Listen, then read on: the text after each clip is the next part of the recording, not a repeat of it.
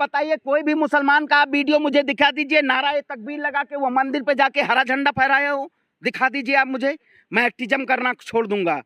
नहीं दिखा पाएंगे, क्योंकि वो लोग डरे नहीं हुए जिनकी संख्या कम है, वो डरे नहीं है। लेकिन भारतीय जनता पार्टी जिनकी संख्या ज्यादा है, उनको कह रही है आप डरे हुए हैं। आप लोग गए होंगे, एक वीडियो वायरल हुआ, कुछ लोग कह रहे हैं कि हिंदुस्तान में रहना है तो जय श्री राम कहना है।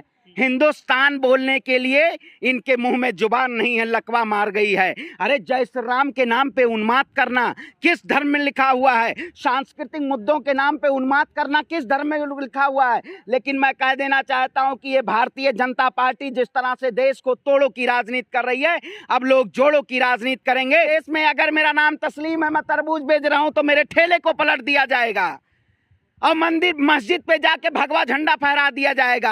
आखिर ये कौन लोग हैं? हम हिंदू हैं, हम ब्राह्मण कुल से आते हैं, लेकिन क्या हम हिंदू मुस्लिम के नाम पे नहीं, हम वही भारत को देखना चाहते हैं जो भारत एक सांस्कृतिक और सामाजिक और न्याय और अधिकार के लिए, एकता, अखंडता, संप्रभुता के लिए जो जाना जाता है। इसके पैरों में रॉट पड़ी हो, आखिर वो कैसे पत्थर फेंक सकता है? जो दूसरा के हाथ से निवाला खाता हो, वो अपने हाथ से पत्थर कैसे फेंक सकता है? अरे ये कानून अंधा है क्या? ये न्यायपालिका अंधी है? कार्यपालिका, विधायिका, पत्रकारिता, इनको दिखाई नहीं दे रहा है? ये दलाल के समय दलाली करने का काम कर रहे हैं। अगर एक देश में पत्रकार अगर खराब हो जाए तो उस देश का 10,000 आतंकवादी के बराबर एक पत्रकार खतरनाक होता है, क्योंकि उसी पत्रकार के द्वारा देश में तोड़ने का काम किया जाता है। स्ट्रीम मीडिया आप देखे तो होंगे कि स्ट्रीम मीडिया में जिस तरह से एक हिंदू एक मुसलमान खड़ा करके देश में तोड़ने का काम किया जाता है।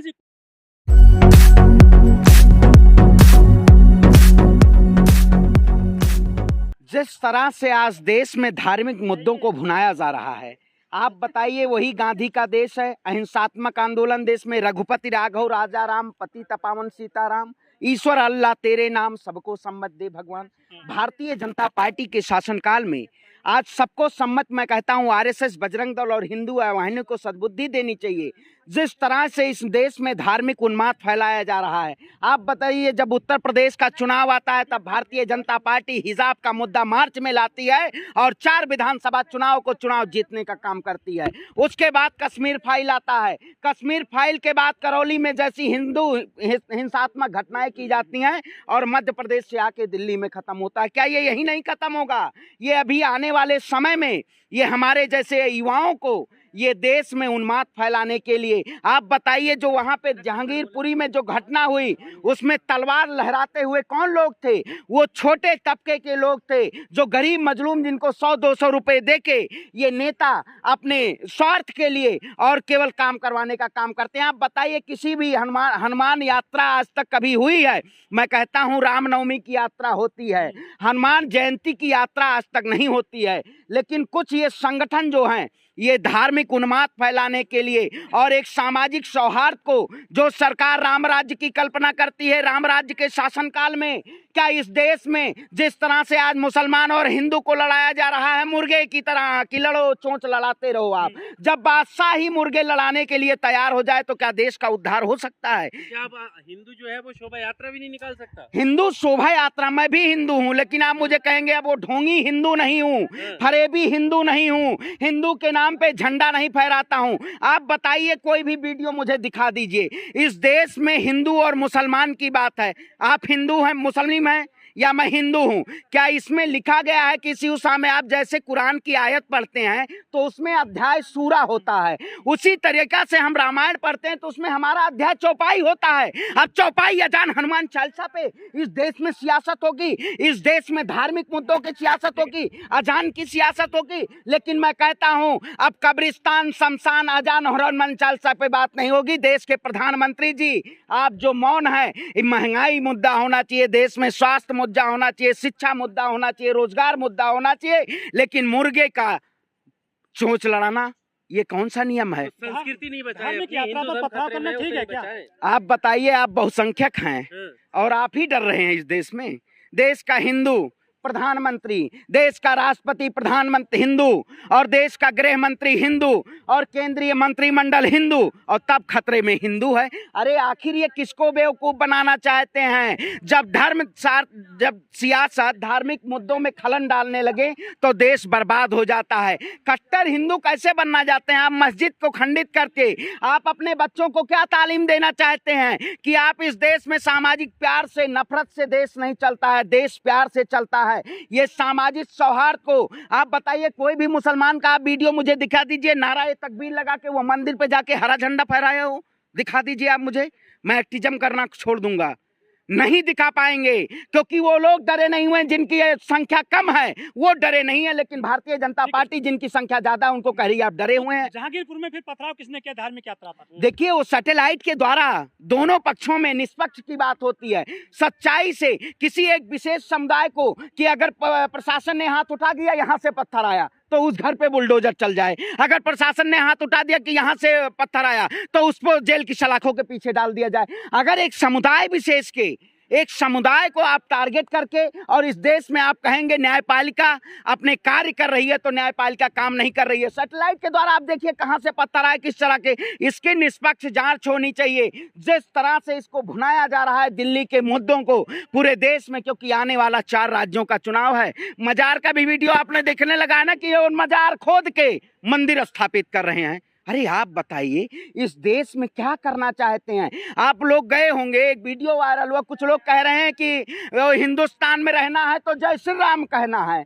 हिंदुस्तान बोलने के लिए इनके मुंह में जुबान नहीं है, लकवा मार गई है। अरे जय श्री राम के नाम पे उन्माद करना किस धर्म में लिखा हुआ है? सांस्कृतिक मुद्दों के नाम पे उन्माद करना किस धर्म में लिखा हुआ है? लेकिन मैं कह देना चाहता हूं कि ये भारतीय जनता पार्टी जिस तरह से देश को तोड़ो की राजनीति कर रही है, अब लोग जोड़ो की राजनीति करेंगे। और जहांगीरपुरी में जो भी इसका दोषी हो, चाहे हिंदू हो चाहे मुसलमान हो, उसको देश की सलाखों पर जेल। तो प्रशासनिक कार्रवाई से पहले ही कहने लगते हैं एक तरफा कार्रवाई, तो वही कैसे करेगा? वही कह रहे हैं ना, इस देश में अगर मेरा नाम तस्लीम है, मैं तरबूज बेच रहा हूं तो मेरे ठेले को पलट दिया जाएगा और मंदिर मस्जिद पे जाके भगवा झंडा फहरा दिया जाएगा। आखिर ये कौन लोग हैं? हम हिंदू हैं, हम ब्राह्मण कुल से आते हैं, लेकिन क्या हम हिंदू मुस्लिम के नाम पे नहीं, हम वही भारत को देखना चाहते हैं जो भारत एक सांस्कृतिक और सामाजिक और न्याय और अधिकार के लिए, एकता, अखंडता, संप्रभुता के लिए जो जाना जाता है, वही भारत की स्थापना के लिए दोबारा। लेकिन भारतीय जनता पार्टी ये उससे नदारत होकर एक देश में तोड़ने की राजनीति करना चाहती है। अच्छा पांडे जी, पूरा जो बवाल चल रहा है दिल्ली एनसीआर के अलावा उड़ीसा तक पहुंच गया है बजरंग दल का और ये हनुमान जयंती को लेकर, इसमें नुकसान किस धर्म का ज्यादा हो रहा है? इसमें एक विशेष समुदाय को नुकसान। आप बताइए, अगर घर हमारे जलेंगे तो यहाँ क्या मेरा मकान थोड़ी है, सभी लोग आएंगे। अगर एक भीड़ में अगर कोई पत्थर फेंक देगा, उसमें भीड़ कोई उन्माद ना हिंदू ना मुसलमान देखती है। क्या आप लगता है इसमें आपको कोई देख लेगा कि हम हिंदू हैं या मुसलमान हैं? दिख जाएगा? नहीं दिखेगा। तो ये लोग जो आरएसएस, बीजेपी, बजरंग दल को, ये सबसे ज्यादा भारतीय जनता पार्टी जो हिंदू हितैषी पार्टी कहती है, उसी के शासनकाल में सबसे ज्यादा हिंदुओं को प्रताड़ित किया जा रहा है। ये समझने की जरूरत है, क्योंकि ये लोग हिंदुस्तान को एक धार्मिक तरीके से इस देश में नाम के, नफरत के नाम पे फैलाना चाहते हैं। लेकिन मैं कह देना चाहता हूं, इस देश में अजान भी होगी, इस देश में हनुमान चालीसा भी होगी, रामायण भी होगा।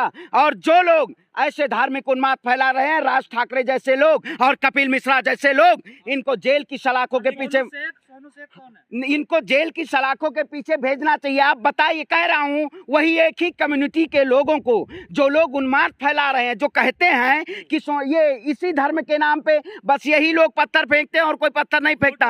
आप सुन, आपने देखा होगा एक मध्य प्रदेश की घटना आई है, कुछ लोग कह रहे हैं जिसके दोनों हाथ नहीं हो, जिसके पैरों में रॉड पड़ी हो, आखिर वो कैसे पत्थर फेंक सकता है? जो दूसरा के हाथ से निवाला खाता हो, वो अपने हाथ से पत्थर कैसे फेंक सकता है? अरे ये कानून अंधा है क्या? ये न्यायपालिका अंधी है? कार्यपालिका, विधायिका, पत्रकारिता, इनको दिखाई नहीं दे रहा है? ये दलाल के समय दलाली करने का काम कर रहे हैं। अगर एक देश में पत्रकार अगर खराब हो जाए तो उस देश का 10,000 आतंकवादी के बराबर एक पत्रकार खतरनाक होता है, क्योंकि उसी पत्रकार के द्वारा देश में तोड़ने का काम किया जाता है। स्ट्रीम मीडिया, आप देखे तो होंगे कि स्ट्रीम मीडिया इंडिया में जिस तरह से एक हिंदू एक मुसलमान खड़ा करके देश में तोड़ने का काम किया जाता है। पांडे जी, कुछ धार्मिक जो लोग हैं वो कह रहे हैं कि 4 बच्चे पैदा करिए, एक आरएसएस को दीजिए, एक मंदिर में दीजिए, एक सीन उसमें, मतलब क्या वो रीतम्बरा जी की बात कर रहे हैं। हाँ। रीतम्बरा जी के कितने बच्चे हैं? वो कब पैदा करेंगी 4 बच्चे हैं?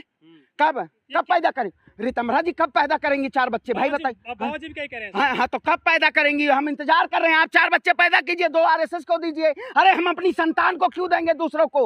आप बताइए। आप संतान को, आदमी एक संतान पुत्र रत्न की प्राप्ति के लिए, हमारे भगवान श्री राम मर्यादा पुरुषोत्तम, ठीक है, उन्होंने पुत्र रत्न प्राप्ति के लिए राजा दशरथ जी ने मक्षेत्र मखौड़ा में यज्ञ किया। तब खीर की, उस यज्ञ से खीर की उत्पत्ति हुई, तो उनके राम वो हुए, राम लक्ष्मण भरत शत्रुघ्न, ठीक है। तो नहीं, मैं कह रहा हूँ, तो वही रीतम्बरा जी कह रही है ना, तो उनको भी कुछ कर लेना चाहिए। क्या वादे में साधु संत है क्या वास्तव में? ये नहीं, साधु संत नहीं, ये ढोंगी हैं। ये ढोंग के नाम पे देश में नफरत फैलाना चाहते हैं। रीतम्बरा जी को कम से कम 4 बच्चे पहले पैदा करने चाहिए, तब वो कहें देश के हिंदुओं को 4 पैदा करो, 2 आरएसएस को दो, अपने पास रखो। आरएसएस क्या है? आरएसएस गुंडा पालने के लिए हम दें? मतलब मस्जिदों पे झंडा फहराने के लिए दें और अपने 2 बच्चों को बेरोजगार हो जाएं? अरे ये देखिए, ये जो चोला पहन के, अब बजरंग मुनि को आप क्या कहेंगे? संत कहेंगे? हैं, क्या कहेंगे? संत कहेंगे। तो ये संत के नाम पे चोला पहन के ये देश में तांडव करने का काम करते हैं। ऐसे लोगों के खिलाफ कार्रवाई होनी चाहिए। और ये जो चोला पहन रहे हैं ना, चोले के आगे क्या है, चोले के पीछे क्या है?